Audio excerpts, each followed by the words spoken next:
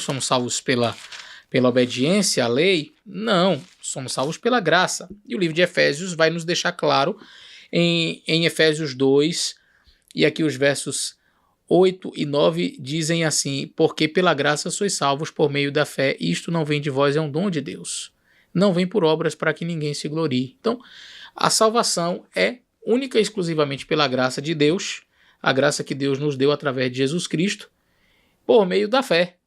E nem essa fé nossa, é um dom de Deus. É um dom de Deus. Então veja, aqui consiste, não existe adendo para esta proposição. Não há nada que o ser humano possa fazer que contribua, que some, que acrescente alguma coisa no processo da salvação, no sentido de Cristo ofereceu o seu sacrifício total, cabal, suficiente para te salvar, mas, veja bem, você tem que fazer uns negocinhos aqui ainda para ser salvo. Não. Então as tuas obras, elas não contribuem em absolutamente nada no processo da salvação. Muito bem. Se eu sou salvo pela graça e as minhas obras não contribuem absolutamente nada, como entender esses dois textos que o amigo colocou? Aquele que diz que ama a Deus e não guarda os seus mandamentos, 1 João, na primeira carta de João, e não guarda os seus mandamentos é mentiroso, e nele não está a verdade. Então quem não guarda os mandamentos de Deus é um mentiroso. E lá no livro de Apocalipse, em outras passagens bíblicas, vai dizer que os mentirosos ficarão de fora do reino dos céus. Então, ou seja, se a pessoa deixa de obedecer os mandamentos de Deus, então ela vai perder a salvação? Então eu sou salvo se eu guardar. E aí que tem vamos dizer assim, o problema, né? O ganchinho que pode pegar alguns. A obediência aos mandamentos não me salva, a desobediência aos mandamentos me faz perder a salvação. Você não é salvo porque guarda, mas se perde porque não guarda. E complicou tudo, pastor. E ficou complicado aí para mim. É que uma coisa não é necessariamente proporcional à outra. E algumas pessoas trabalham mais ou menos assim. Então, se eu guardar, então eu vou ser salvo. E a gente vai para os exemplos da Bíblia, não é? Vamos lá. O jovem rico. Jesus encontra com ele e o jovem rico faz aquele questionamento: bom mestre, o que farei para herdar a vida eterna? Jesus disse: é simples, guarda os mandamentos. Ele diz o que para Jesus? Isso eu já tenho feito desde que eu sou criança. Ele ainda pergunta quais? Não matarás. Jesus vai falando os mandamentos para ele ali. Ele diz: isso eu faço desde criança. Jesus diz: faz falta uma coisa. Vai, vende tudo que tens, dá aos pobres e terás um tesouro no céu. Isso não está no mandamento. Não existe o mandamento: venderás, né, tudo que você tem e darás aos pobres para ter um tesouro no céu. Não, são 10 os mandamentos e não tem esse mandamento específico. Entretanto, o princípio está ali. O que Jesus estava tentando mostrar para aquele jovem? Que não adianta você guardar a letra da lei e esquecer o principal, que é o amor. O amor. Então, guardar os mandamentos necessariamente não vai salvar ninguém. Não vai salvar ninguém. Tem muita gente guardando os mandamentos. Mas e se aquele jovem rico, pastor, estivesse guardando com tudo que ele podia, inclusive com amor? Então ele vai ser salvo porque guardar os mandamentos assim de maneira perfeita? Ainda assim, estaria faltando uma coisa. Porque ninguém é salvo pela sua obediência. E como é que eu posso chegar a esta conclusão? O livro de Isaías. Vamos lá. E aí depois a gente volta para terminar sobre essa parte da graça. Mas eu quero ler o livro de Isaías, porque o livro de Isaías vai falar sobre essa questão da obediência, o que ela representa para Deus, a nossa justiça. O que é justiça? É tudo aquilo que eu faço de bom para poder agradar a Deus. Então, Isaías 41, verso 24 diz assim: eis que sois menos do que nada, e as vossas obras menos que nada. A abominação é quem vos escolhe. Então, as nossas obras, nós somos menos que nada. Menos que nada significa que a gente está no negativo. Então, o que eu faço de bom para agradar a Deus não tem valor salvífico. Eu não posso acreditar as minhas obras lá no céu como pontos para a salvação. Dito isto, eu quero terminar de ler o texto de Efésios que eu comecei lendo, porque, bom, eu já vi que eu não sou salvo pelas obras. As obras, elas não têm um papel na salvação, elas não desempenham um papel na salvação. Mas, então para que obras? Porque o texto lá de João diz que se eu não tiver, eu vou, não é? As boas obras, eu vou ser um mentiroso, e se eu for um mentiroso, eu vou me perder. E aí? O texto de Efésios, eu li o capítulo 2, verso 8 e 9, mas não li o verso 10 propositalmente, que eu quero ler agora com vocês, e o verso 10 diz assim. Porque... Não, vamos ler o contexto todo novamente? Porque pela graça sois salvos, verso 8, por meio da fé, isso não vem de vós, é um dom de Deus, não vem por obras para que ninguém se glorie. Porque somos feitura sua, criados em Cristo Jesus para as boas obras, as quais Deus preparou para que andássemos nelas. Oh, então peraí. Eu não sou salvo pelas obras. É muito bonito porque esse texto, Paulo, ele coloca as coisas de maneira tão fantástica, porque alguém poderia ler o apóstolo Paulo e já, tá vendo? E de fato algumas pessoas fazem isso, mesmo Paulo tendo escrito o verso 10, tem gente que ignora o verso 10. Mas alguém poderia ler Paulo e dizer assim, tá vendo? Pela graça sois salvos, não precisa das obras da lei, joga as obras da lei fora, foi abolida a lei, nós somos salvos pela graça. Já viu alguém falando isso? Somos salvos pela graça. E quem disse que o adventista nega isso? Se o adventista negar que é salvo pela graça, que ele seja anátema. Todos nós somos salvos pela graça. Agora, o que a gente não faz é pegar as obras e jogar no lixo. As obras, ela tem um papel, só não é na salvação. Ela não desempenha, ela não acredita nada. O que é para a salvação foi feito na cruz. Então, qual é o papel das obras? Vamos ler de novo. Somos feitura sua, ou seja, somos criaturas de Cristo, somos filhos dele. Criados em Cristo Jesus, para as boas obras. Nós fomos criados para as boas obras, as quais Deus preparou para que andássemos nelas. Então, peraí. Deus fez as boas obras, os seus mandamentos, para que nós andássemos neles, para que nós observássemos esses mandamentos. Não é para ter a salvação. Porque alguém, quando lê o verso 8 e 9, poderia muito bem concluir, tá vendo? Pela graça sois salvos, por meio da fé, não vem de vós, é um dom de Deus. E o verso 9, não vem por obras. Alguém poderia já concluir o quê? Joga tudo no lixo, essas obras não prestam para nada. Aí Paulo diz, para que ninguém fale essas besteiras que tem gente falando hoje, Paulo diz assim, nós somos criados para as boas obras. E aqui a gente precisa entender qual é o papel destas boas obras. Se elas não servem para a salvação, porque somos salvos pela graça, para que elas servem? Em que elas encaixam? Quero fazer menção de algumas passagens bíblicas. Tiago diz assim, você diz que tem fé? Mostre com as suas obras que você tem fé. Porque não adianta nada você dizer para um irmão que está com fome, Deus te abençoe, e largar ele com fome. Mas eu, com as minhas obras, mostro que eu tenho fé. Porque de fato a fé sem obras é morta. A fé sem obras é morta. Olha o que Paulo está dizendo.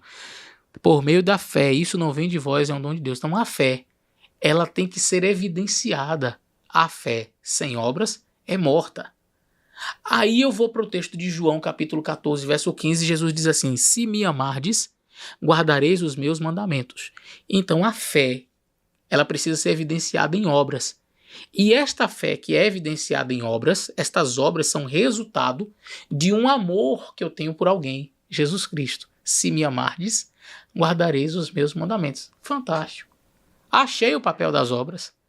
Então, quando eu, deliberadamente conhecendo os mandamentos de Deus, rejeito tais mandamentos, não quero guardar os mandamentos, e digo que isso é coisa do passado, que foi abolido, que não precisa mais, o que eu estou dizendo em outras palavras? Que o verso 10 do livro de Efésios eu posso rasgar. Pela graça sois salvos, por meio da fé, isso não vem de vós, é dom de Deus, não por obras para que ninguém se glorie. Somos feituras suas, criados em Cristo Jesus, para as boas obras. Essas boas obras não precisam, não. Deus preparou para que andássemos nela. Não precisa não. Se me amardes, guardareis os meus mandamentos. Não precisa guardar mandamento nenhum, porque isso aí foi abolido. Mas Jesus disse, me amardes, guardareis os meus mandamentos. Então você diz que ama Jesus, mas não guarda o mandamento, é mentiroso. Você não está evidenciando com as suas obras a fé que você tem. E eu concluo dizendo o seguinte para você. Satanás, a Bíblia diz, pode até se transfigurar em anjo de luz. Mas um anjo de luz nunca vai se transfigurar em Satanás. Ou seja, tem pessoas que podem ter até boas obras e se perderem. Mas aquele que será salvo em Cristo Jesus, que aceitou a salvação e que tem fé e que ama Cristo, necessariamente terá a obediência aos seus mandamentos. Tem gente obedecendo o mandamento que vai se perder. Mas é impossível aquele que vai se salvar não obedecer os mandamentos do Senhor. onde nós vamos falar sobre a guarda dos mandamentos de Deus, da lei de Deus, antes do Sinai. Então eu vou analisar um texto de Paulo com vocês que prova categoricamente que a lei de Deus era observada antes do Sinai. O texto está em Romanos capítulo 5, verso 12, 13 e 14, que diz o seguinte: Pelo que, como por um só homem entrou o pecado no mundo e pelo pecado a morte, e assim a morte passou a todos os homens porque todos pecaram. Premissa número 1, preste bastante atenção.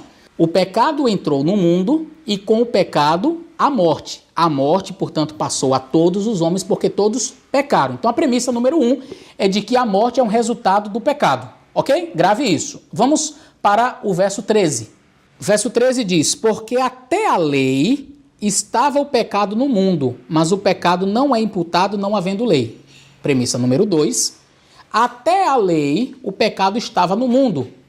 Então Paulo está dizendo que até o Sinai, até a lei, até ali, quando Moisés recebe os 10 mandamentos, o pecado estava no mundo, mas o pecado não é imputado não havendo lei. Então a premissa número 2 é que o pecado não pode ser imputado se não existir lei.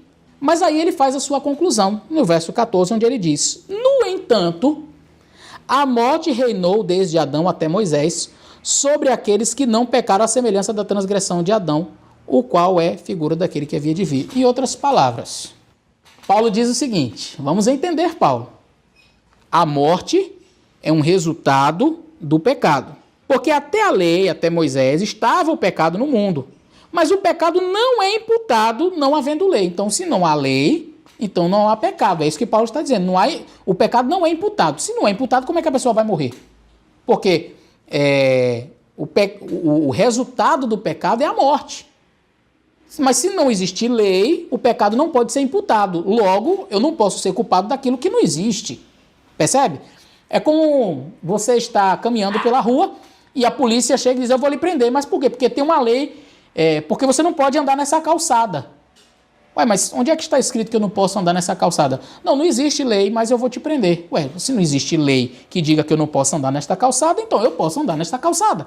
Paulo está dizendo que até a lei o pecado estava no mundo, mas o pecado ele não pode ser imputado se não houver lei. E como ele teve a premissa número 1 de que a morte é um resultado do pecado, é a imputação deste pecado, se você pecou, você vai morrer.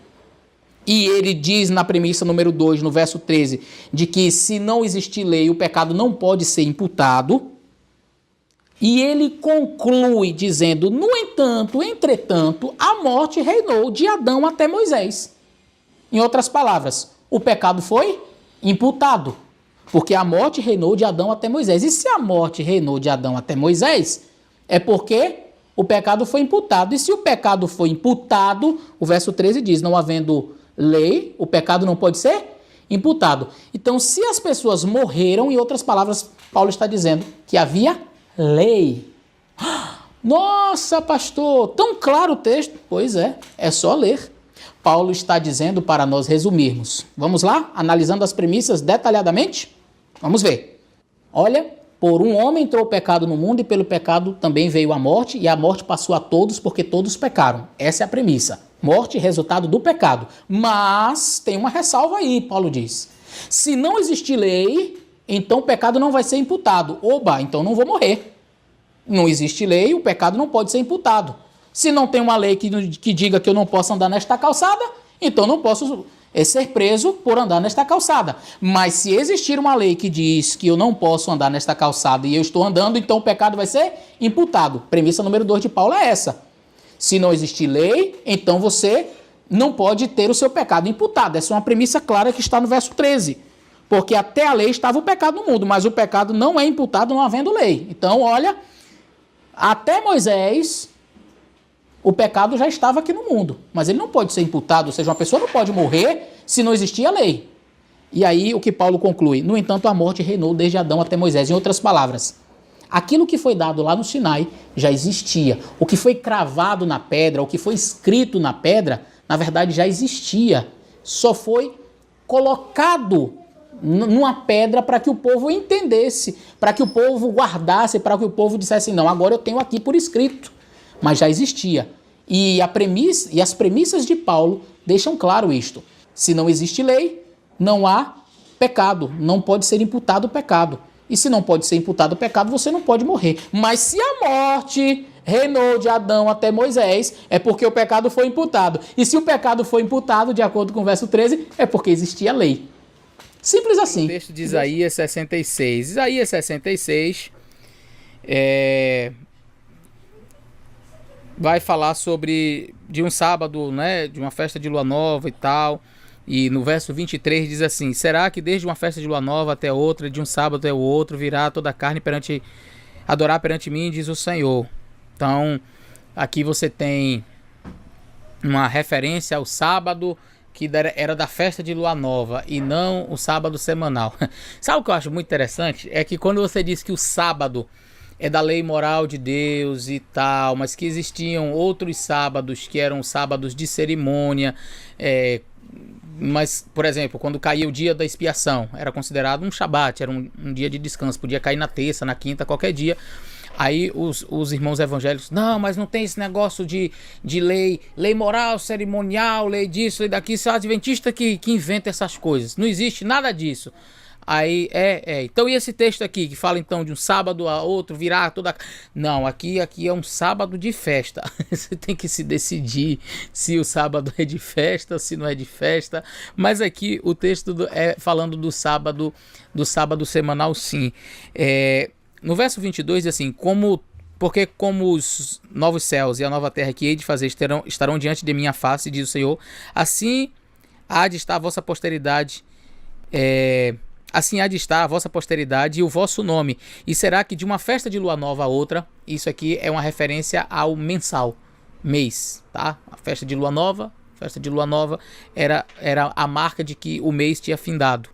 E de um sábado a outro, ou seja, o semanal.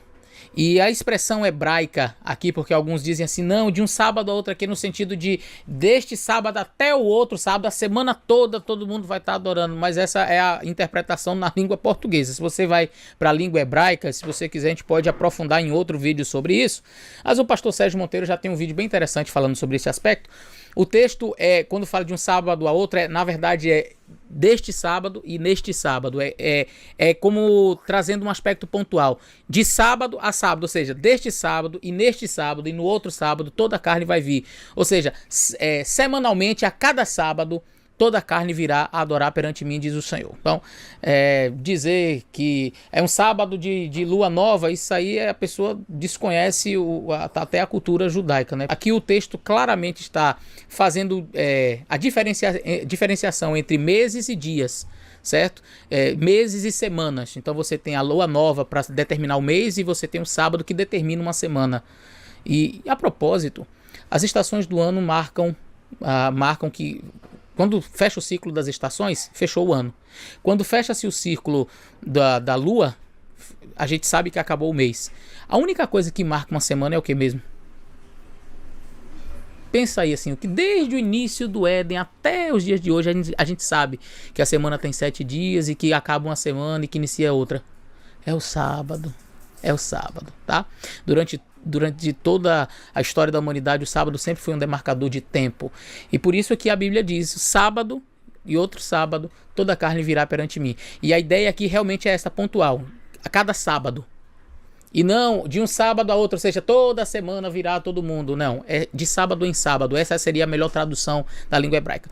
Mas vamos ao próximo argumento utilizado, porque foram muitos argumentos, e aí a gente vai tentar responder um por um. O próximo assunto é sobre Isaías 58. E aqui, Isaías 58, a gente lê: se desviares o teu pé de profanar o sábado, de fazer a tua vontade no meu santo dia, se chamarem ao sábado deleitoso e santo dia do Senhor, digno de honra, se o honrares não seguindo os teus caminhos e nem pretendendo fazer a tua própria vontade, nem falar as tuas próprias palavras, então te deleitarás no Senhor e te farei cavalgar sobre os altos da terra e te sustentarei com a herança de Jacó teu pai, porque a boca do Senhor o disse. Poxa, então isso aqui, essas bênçãos todinhas aqui só são para os judeus. Interessante. O capítulo 59 que já se inicia, e eis que a mão do Senhor não está encolhida para que não possa salvar. Está dentro, porque você sabe que a Bíblia não era dividida em capítulo e versículo, né? Então aqui está dentro do mesmo texto, mesma perícope. E nem o seu ouvido agravado para que não possa ouvir. Cuidado, Deus não vai ouvir você e a mão dele não está encolhida para não salvar judeu. Mas se for você, está encolhida para salvar. Porque o texto aqui não está falando de pessoas de outras nações, está falando só do judeu. Mas as vossas iniquidades é que fazem separação entre vós e o vosso Deus, e os vossos pecados encobrem o rosto de vós, para que não vos ouça.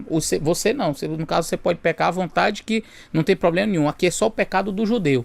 O pecado do judeu faz separação entre eles e Deus. Agora os nossos pecados não. Nosso pecado não faz separação entre nós e Deus não, porque a gente não é judeu. A mão do Senhor não está encolhida para salvar o judeu. Pra gente tá. É interessante como as pessoas descontextualizam o negócio. E aí se você perguntar assim, ô meu amigo, me diga uma coisa. O texto que diz assim, olha, eis que a mão do Senhor não está encolhida para que não possa salvar. Isso aqui é para o judeu ou Não, isso é uma referência para nós. A mão de Deus está estendida para salvar. Ah, que legal, muito bom. E o seu ouvido também não está agravado para que não possa ouvir. Poxa, que interessante. Então o ouvido de Deus está atento. Ele ouve as suas orações, ouve. Agora, o que faz separação entre nós e Deus? São os nossos pecados. Está aqui Isaías. Aí você lê o verso anterior. Os 2 versos anteriores a estes que eu li. Não, aqui é só para judeu. Aqui é só para judeu. Porque essas bênçãos todas aqui é só para o judeu. Não tem nada a ver com adventista ou com o nosso tempo. Não é para nós. E aí eu fico me questionando. Será que as pessoas estão estudando a Bíblia mesmo como deveria? Porque quando você começa a colocar as suas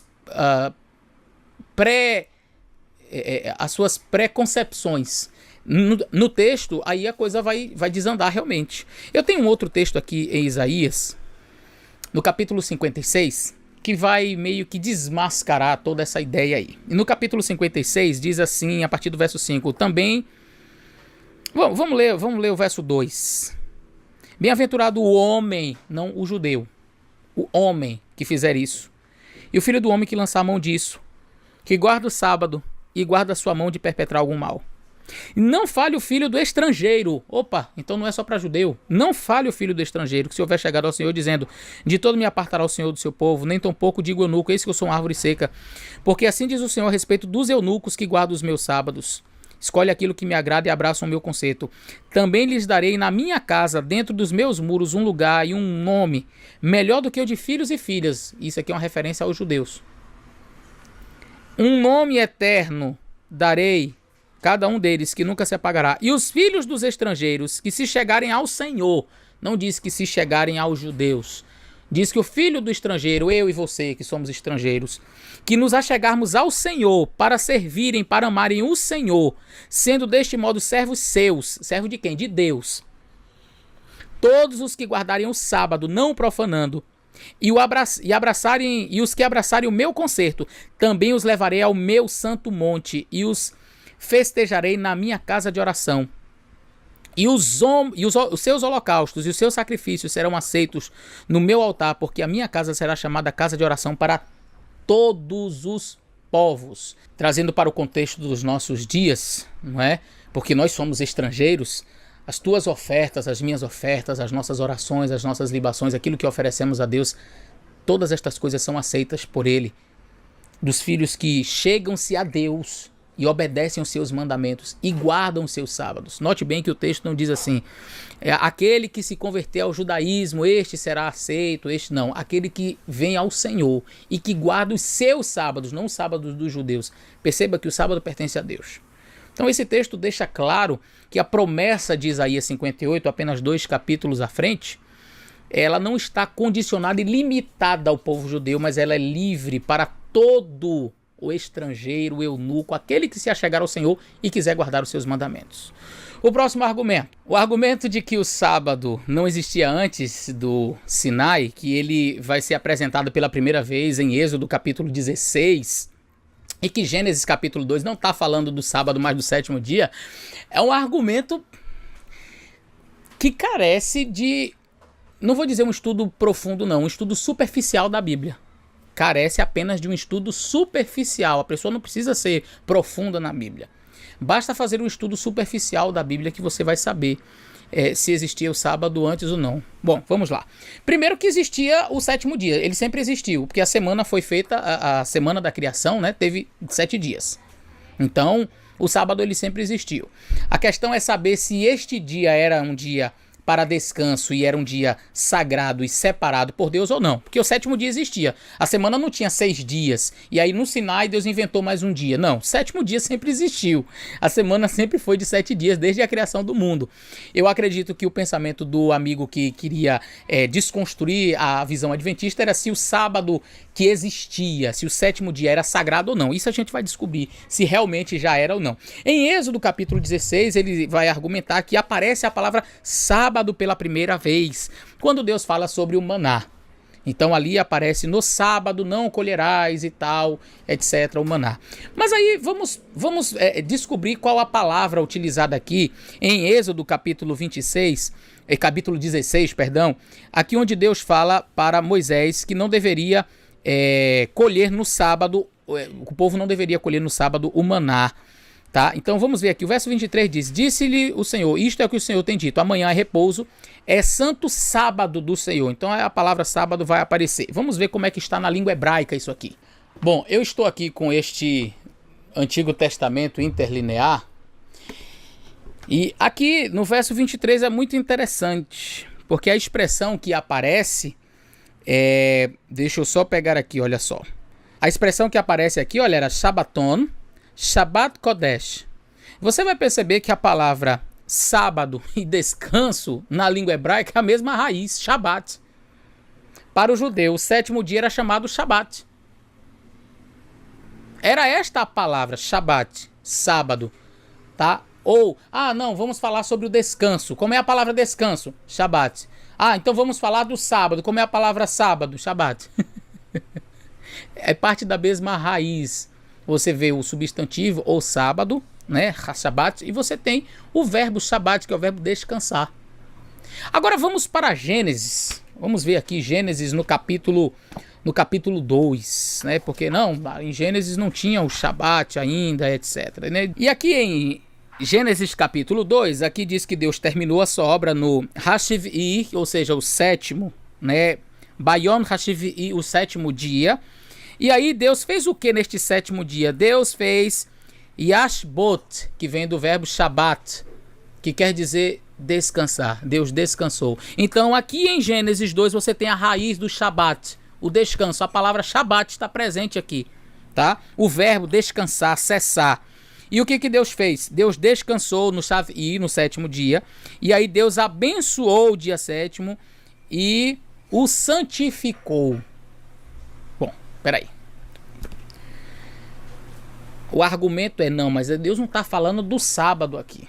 Deus está falando do sétimo dia. Domingo é o primeiro dia da semana.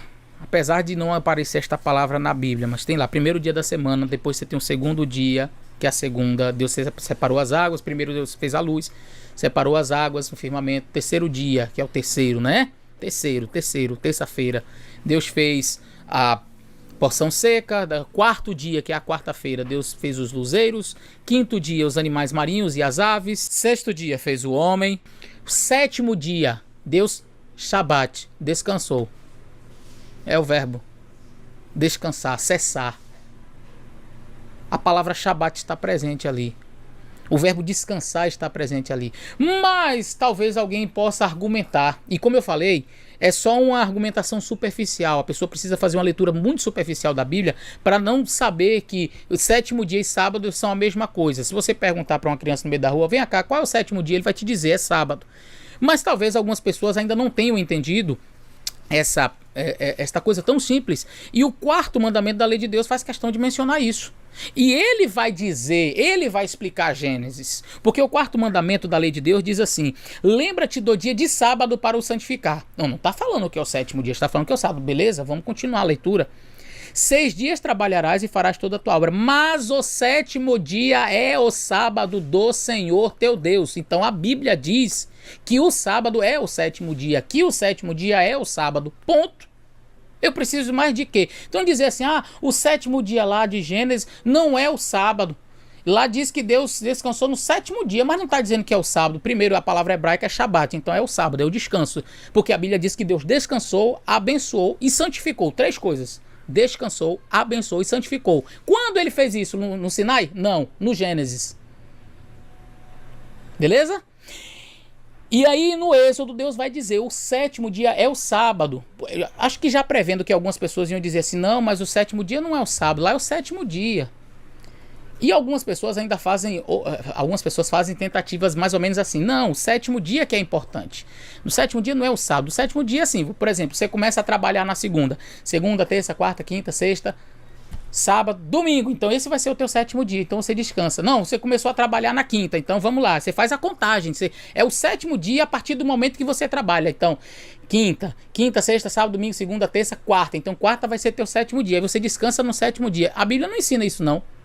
A Bíblia diz que tem 6 dias e o sétimo dia é o sábado. Mas pastor, como é que você sabe que Êxodo tem alguma coisa a ver com a criação? É porque o texto se explica. Gente, é fantástico a Bíblia se explicando. Deus vai dar o porquê que ele está mandando guardar o sétimo dia e dizendo que este sétimo dia é o sábado da criação. Que tem domingo, segunda, terça, quarta, quinta e sexta. Pronto. Deus vai dizer bem assim, olha. Por quê? Porque a explicação. Porque em 6 dias fez o Senhor. Gente, mais explicado do que isso, só se Deus desenhasse. Ele diz assim, olha, porque em 6 dias fez o Senhor os céus, a terra, o mar e tudo que neles há. E ao sétimo dia descansou. Por isso abençoou o dia de sábado e o santificou. Êxodo está dizendo, quando foi que Deus abençoou? Ele não diz assim, por isso estou abençoando agora no Sinai. Por isso estou dizendo que o sábado é santo hoje aqui no Sinai. Não. Deus está dizendo que o sábado é santo, Deus está dizendo que ele é o sétimo dia, Deus está dizendo que depois dos 6 dias da criação, literais, ele estabeleceu o sábado e ele vai dizer por que ele fez isso. E a explicação de Deus deixa claro que sim, o sábado era o dia do Senhor e era observado, era sagrado desde o Gênesis. Por quê? Porque a justificativa que Deus dá é, eu fiz o mundo em 6 dias. E por isso, aí veja que o verbo está no passado. Deus abençoou e santificou o dia de sábado. Aqui está. Tão claro. Deus está dizendo, olha, lá na criação eu fiz tudo. E descansei no sétimo dia. E abençoei. Quando que ele abençoou? Lá. Então dizer que o sábado lá de Gênesis não é o mesmo de Êxodo é uma ignorância absurda. A pessoa precisa não ter lido nada da Bíblia para falar uma coisa dessas. Mas vamos ao último argumento. A última pergunta, a última observação que o amigo fez foi como é que as pessoas vão guardar o sábado se aqui no Brasil hoje é dia, lá no Japão é de noite. Então não tem como todo mundo guardar o sábado. Bom, de maneira nenhuma eu quero parecer irônico, mas com alguns tipos de perguntas a gente fica assim até... Será que a pessoa realmente está perguntando isso, né? Porque nenhum lugar da Bíblia diz que o sábado tem que ser guardado universalmente ao mesmo tempo. Não existe esse texto. E todos guardarão o sábado no mesmo horário. Ora, a Bíblia é clara em dizer como o sábado deve ser guardado em Levítico. E Levítico, quando você abre a sua Bíblia lá no livro de Levítico, e você vai ver no capítulo 23... Diz assim, olhe, capítulo 23 do livro de Levítico, verso 32. Sábado de descanso vos será, então afligireis a vossa alma às 9 do mês, à tarde, de uma tarde a outra tarde celebrareis o vosso sábado. Então, quando eu estou aqui no Brasil e deu o pôr do sol, de uma tarde até a outra tarde, até o pôr do sol do sábado, então eu vou celebrar este dia. Mas se eu estiver no Japão, quando der a tarde do sábado e a tarde, eu vou celebrar. A tarde, ou seja, da sexta-feira ali, iniciando o sábado, até a tarde do sábado, iniciando o domingo, eu vou celebrar. Porque eu vou celebrar de acordo com o lugar onde eu estou. Então isso é muito simples, é só respeitar o fuso horário.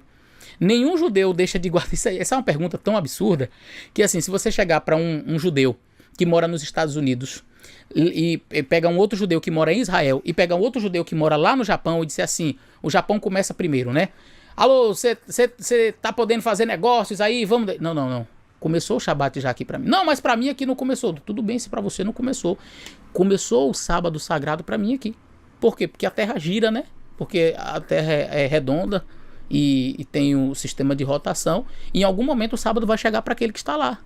Em nenhum lugar na Bíblia diz que o sábado tem que ser guardado universalmente ao mesmo tempo. Isso não é bíblico, isso é uma ideia que a pessoa quer inferir, mas nenhum adventista ensina isso. Então, o judeu lá, ou o adventista que estiver lá no Japão, já está guardando o sábado. Pouco tempo depois, o judeu que mora em Israel vai estar guardando também. Opa, chegou o meu Shabat aqui. Mesmo que o do outro já terminou lá, ele já está nas suas atividades, mas ele está numa região do planeta que não é? E ao mesmo tempo cá, nos Estados Unidos ou no Brasil, quando chegar, ele vai guardar também. Então é o tipo de argumento que é simplesmente infundado. A gente respeita o fuso horário, porque a Bíblia diz que o sábado deve ser guardado pelo pôr do sol e não pelo horário mundial, assim, determinada hora todo mundo tem que guardar ao mesmo tempo. Isso não existe, tá bom? E você não precisa ser israelita, você não precisa ser judeu para obedecer a Deus. Basta você amar o Senhor e respeitar a sua palavra. Se você fizer isso, você estará guardando o sábado. Você não precisa ser judeu para isso. E na verdade, não só adventistas guardam o sábado, outras igrejas também, batistas do sétimo dia e outros guardam o sábado. Então, você não guarda para ser salvo, você não guarda porque se você... para ter pontos lá no céu, vai guardando e vai acumulando pontos lá no céu, não tem nada a ver. Somos salvos pela graça. Mas obedecemos por amor. Então, eu não adoro imagens, eu não mato, eu não roubo e eu guardo o sábado em resposta ao que Cristo fez na cruz. Bom, aí Lucas capítulo 16, o verso 16, que diz assim: a lei e os profetas vigoraram até João. Desde esse tempo vem sendo anunciado o evangelho do reino de Deus e todo homem se esforça por entrar nele. Viu aí, pastor? A Bíblia é muito clara. A lei e os profetas duraram até João. Depois disso aí, nós não precisamos mais nem de lei, nem de profeta. É isso mesmo? Não tem mais lei, não tem mais profeta depois de João? E o João a que se refere aqui não é o João, o apóstolo, não. É João Batista. Vamos começar desmistificando esse texto? Se o texto está dizendo categoricamente que a lei e os profetas duraram até João, ou seja, não existe nem profetas e não precisa mais de lei depois de João Batista, como explicamos todos os profetas que vieram depois de João Batista? E teve, pastor? Ora, o livro de Apocalipse é um livro o quê? Profético, ou não é? Porque do Novo Testamento, o livro mais profético, eu acredito que é o livro de Apocalipse. Ele é conhecido pelos seus símbolos, pelas suas profecias. João, portanto, e não João Batista, João o apóstolo, ele foi um profeta, ou não foi? Então nós temos Pedro, que foi profeta, ou Pedro não profetizou. O livro de Judas, que também tem profecias. Paulo, que foi um apóstolo, mas foi um profeta de Jesus Cristo. Na verdade, todos aqueles que escreveram os livros do Novo Testamento são profetas do Senhor, ou não são? Só é profeta os do Antigo Testamento? Porque Mateus, Marcos, Lucas, João, Paulo, todos estes foram profetas que escreveram os livros do Novo Testamento, e todos eles vieram depois de João Batista. Então essa ideia de que não tem profeta depois de João Batista é de quem parou ali em Lucas 16 e não leu o resto da Bíblia, não leu o restante do Novo Testamento, porque se tivesse lido, saberia que nós temos livros proféticos, nós temos profetas bem depois de João Batista. Então, o texto ele não exclui os profetas. Bom, se o texto não exclui profetas depois de João Batista, tampouco ele serve para dizer que não existe lei depois de João Batista, percebe?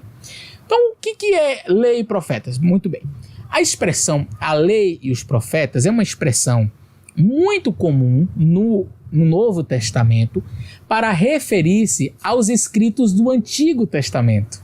Então, a Bíblia da época de Cristo era o Antigo Testamento. E como é que os judeus da época de Cristo referiam-se aos escritos do Antigo Testamento? A lei e os profetas. Quando fala a lei, a Torá, era uma referência ao Pentateuco, os 5 primeiros livros da Bíblia. E os profetas eram uma referência a todos os outros livros. Às vezes eles subdividiam nos escritos. Eles falavam os escritos, a lei e os profetas. Mas, via de regra, eles resumiam dessas duas formas, a lei e os profetas. Em outras palavras, o que o texto está dizendo não é que o Antigo Testamento acabou, mas que a lei e os profetas, eles tiveram a sua função de apontar para Cristo até João Batista. Por quê? Porque a partir de então Jesus veio. Então agora não é mais uma projeção, uma profecia do Messias que viria. Ele já chegou. Então, todo o Antigo Testamento, ele vai descortinando, ele vai profetizando, ele vai anunciando a vinda de quem? De Jesus. Quem é o último a fazer isto? A prenunciar a vinda do Messias, a falar sobre a vinda do Messias. Quem é o último a fazer esse trabalho? João Batista. E depois de João Batista não tem mais profeta? Tem! Mas é que depois de João Batista não tem mais ninguém para dizer que ele vem, porque ele já veio.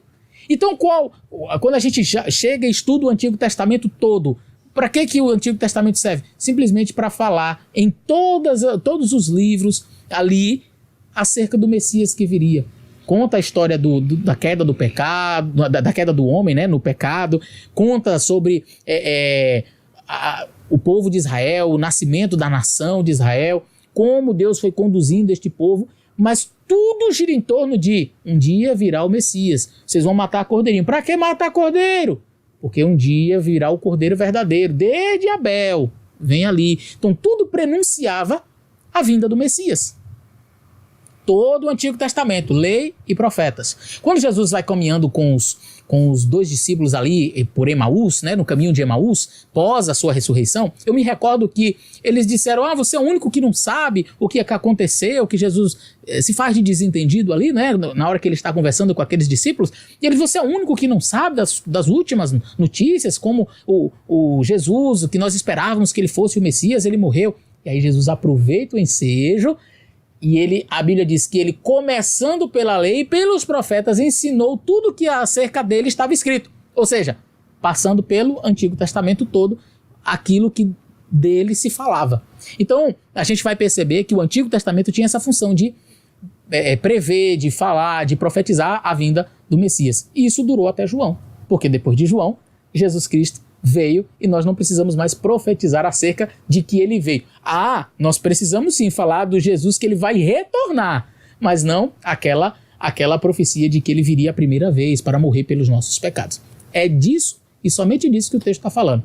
O texto não está sugerindo que não precisa de lei, que aqui os 10 mandamentos foram abolidos. Quem fala que esse texto está falando de 10 mandamentos que foram abolidos, que foram até João, mostra completa ignorância acerca deste assunto, não conseguiu fazer a exegese acertada do texto. Quem fala que não pode ter a profecia, que não pode ter Ellen White, porque o profeta foi até João, desconhece o Novo Testamento, que tem vários profetas, e o próprio apóstolo Paulo, quando fala sobre a igreja de Cristo, ele diz quais são os dons que deveriam estar presentes naquela igreja. E ele diz, a uns Deus deu para apóstolos, a outros profetas, pastores, doutores, enfim. Então, o dom da profecia estaria no meio do povo de Deus. Então, o texto não fala sobre hipótese alguma sobre os 10 mandamentos e que ele estaria abolido e que não pode ter mais profeta depois de João. Não é disso que o texto está falando, mas uma referência ao Antigo Testamento que prenunciava a vinda do Messias. Eu espero ter ajudado você nesse vídeo, que Deus possa te abençoar e até o nosso próximo vídeo.